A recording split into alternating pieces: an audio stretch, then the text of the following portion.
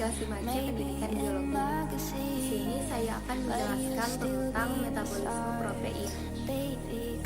Bismillahirrahmanirrahim. Pada materi kali ini yaitu tentang metabolisme protein.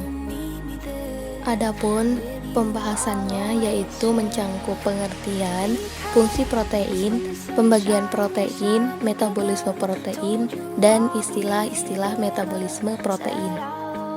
Pada pembahasan pertama yaitu pengertian tentang metabolisme protein. Metabolisme ini berasal dari bahasa Yunani yaitu metabole yang berarti perubahan. Metabolisme yaitu suatu proses perubahan kimiawi yang terjadi di dalam tubuh. Sedangkan protein adalah salah satu molekul yang terdapat dalam berbagai jaringan dalam tubuh, interstisial, dan cairan darah.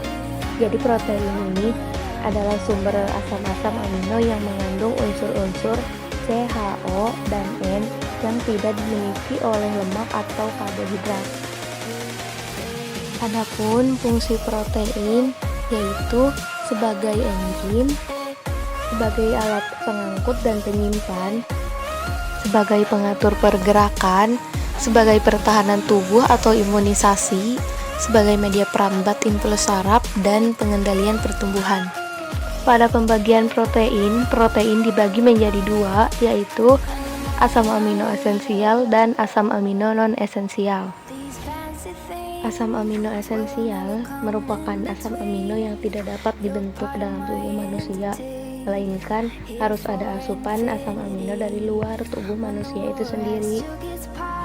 Yang ada dalam asam amino esensial itu ada histidin, isoleusin, leusin, lisin, dan metionin. Sedangkan asam amino non-esensial adalah asam amino yang dapat diproduksi dalam tubuh. Yang ada dalam asam amino non-esensial yaitu alanin, arginin, asparagin, asparatis acid, glutamin acid, glutamin, glisin, prolin, dan selenocysteine.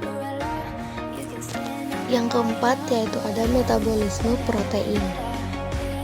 Pada metabolisme protein yang terdapat dalam makanan kita dicerna dalam lambung dan usus menjadi asam amino, lalu diabsorpsi dan dibawa oleh darah ke hati, lalu sebagian asam amino diambil oleh hati protein dalam sel-sel tubuh yang dibentuk dari asam amino sendiri.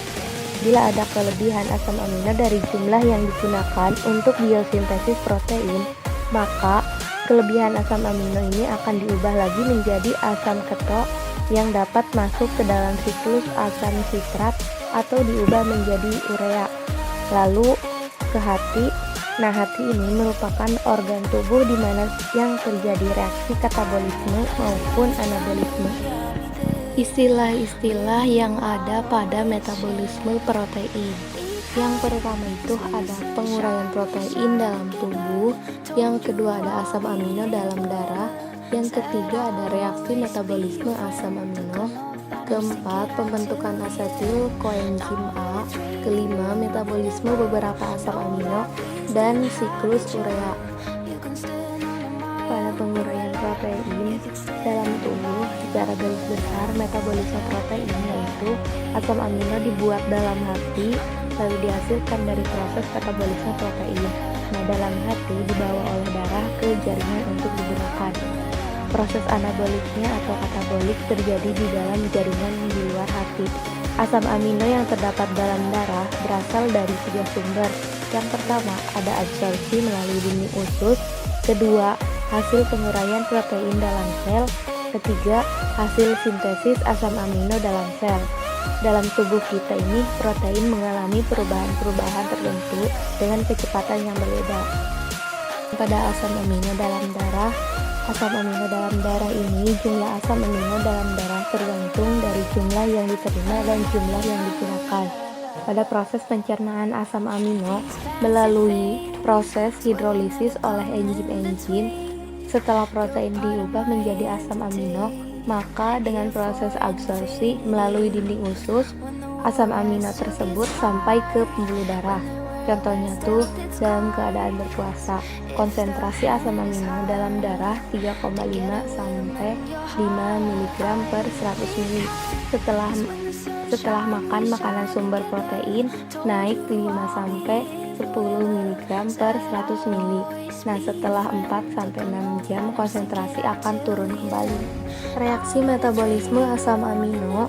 Tahap awal reaksi metabolisme asam amino melibatkan pelepasan gugus asam amino melalui dua proses, yaitu transminasi dan deaminasi oksidatif.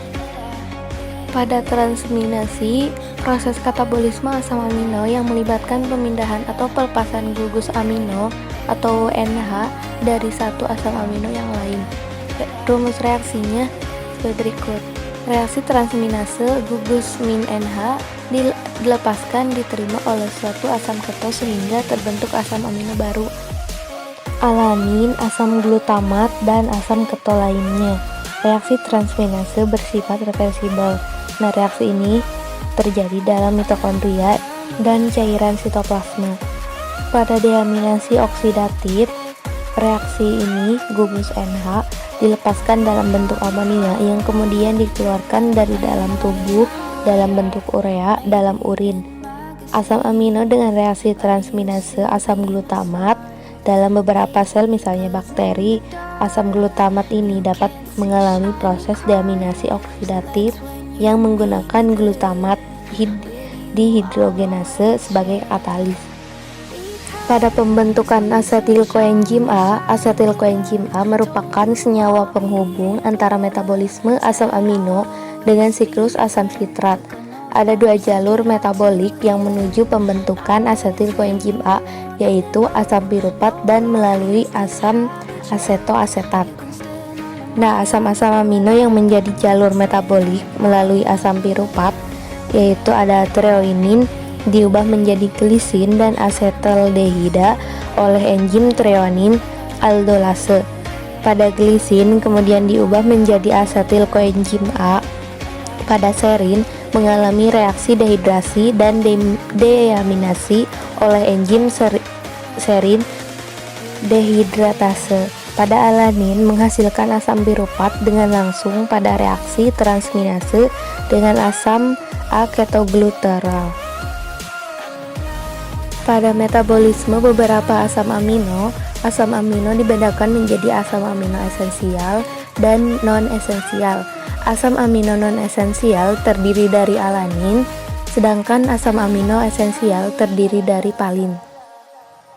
Asam amino non-esensial diubah menjadi asam piruvat melalui proses transminase. Reaksi tersebut bersifat reversibel. Asam piruvat ini merupakan senyawa yang terbentuk pada jalur metabolisme karbohidrat. Reaksi metabolisme alanin ini merupakan hubungan antara metabolisme protein dengan metabolisme karbohidrat. Pada asam amino esensial atau palin ini dapat diubah menjadi suksinil CoA yang kemudian masuk ke dalam siklus asam sitrat. Biosintesis palin suatu asam amino ini hanya terjadi dalam tumbuhan dan organisme mikro. Biosintesis ini diawali dari asam piruvat yang berturut-turut dirubah menjadi asetolaktat, hidroksi, isopalerat, dan kemudian palin. Yang terakhir yaitu ada siklus urea. Urea adalah zat yang netral, tidak toksis yang dikeluarkan dari urin. Senyawa ini terbentuk dari 2 molekul amoniak dan 1 molekul energi yang cukup besar yang berasal dari ATP. Pengikatan NH3 sehingga menjadi urea terjadi melalui siklus urea. Siklus urea mencangkup beberapa siklus. Yang pertama itu ada sintesis karbonal fosfat. Dalam reaksi pembentukan karbomil fosfat ini, 1 mol amonia bereaksi dengan 1 mol karbon dioksida dengan bantuan enzim korbamil fosfat sintase. Reaksi ini membutuhkan energi karena reaksi ini melibatkan 2 mol ATP dan akan diubah menjadi ADP. Pada siklus yang kedua yaitu pembentukan sitrulin, korbamil fosfat yang terbentuk bereaksi dengan ornitis akan membentuk sitrulin. Dalam reaksi ini bagian karbomil bergabung dengan ornitin dan memisahkan gugus fosfat. sebagai katalis pada pembentukan sitrulin tersebut yang terdapat pada bagian mitokondria. Pada siklus yang ketiga, yaitu pembentukan asam argininosuksinat. Sitrulin bereaksi dengan asam asparat membentuk asam argininosuksinat sintase. Dalam reaksi tersebut, ATP merupakan sumber energi dengan jalan melepaskan gugus fosfat dan berubah menjadi ATP.